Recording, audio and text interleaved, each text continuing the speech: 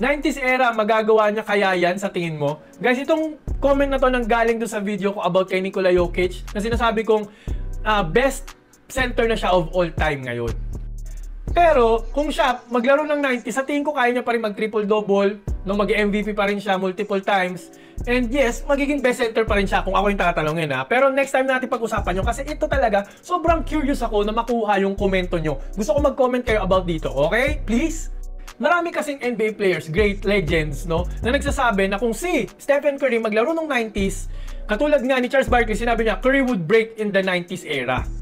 Sabi rin ni Isaiah Thomas kasi na kung sa 90s, sa ganitong lineup ng Bad Boys Pistons, sasaktan nila si Curry, hindi basta-basta makakatakbo, pababagsakin nila, lagi silang nasa shoulder, bibigyan nila ng bigat si Stephen Curry.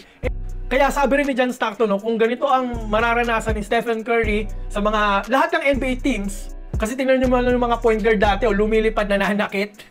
Sobrang defense, no? Kung yung rules noon, 18 points per game lang daw si Stephen Curry.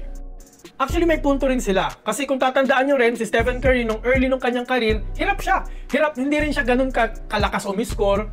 No? Lagi rin siyang nai-injured, meron siyang bad ankle injury.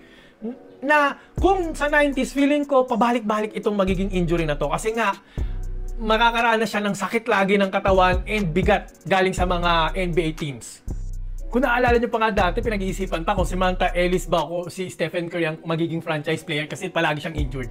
Kaya kung ako yung tatanungin, may punto naman talaga sila, no? Kasi parang si Stephen Curry, swinerte rin siya eh, no? Nagkaroon siya ng mga teammates na katulad ni Draymond Green na magaling gumawa ng play para sa kanya, gumagaling pumasa, magaling mag-screen.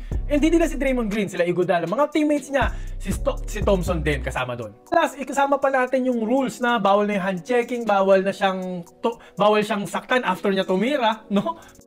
Pero, makaka-adapt pa rin naman si Stephen Curry sa physicality ng 90s kung ako yung tatanungin. So, for me, magiging pa rin siyang one of the best shooters of all time, no? Feeling ko nasa 20 points, 22 points per game pa rin siya, no? Magiging one of the best pa rin naman. Pero gusto ko marinig yung mga views nyo about dito eh, no? Gusto ko makita yung mga iba-iba pang angulo. Kaya gusto ko mag-comment ka para naman mapag-usapan natin kung magiging pa rin bang one of the best si Stephen Curry kahit sa 90s era siya naglaro.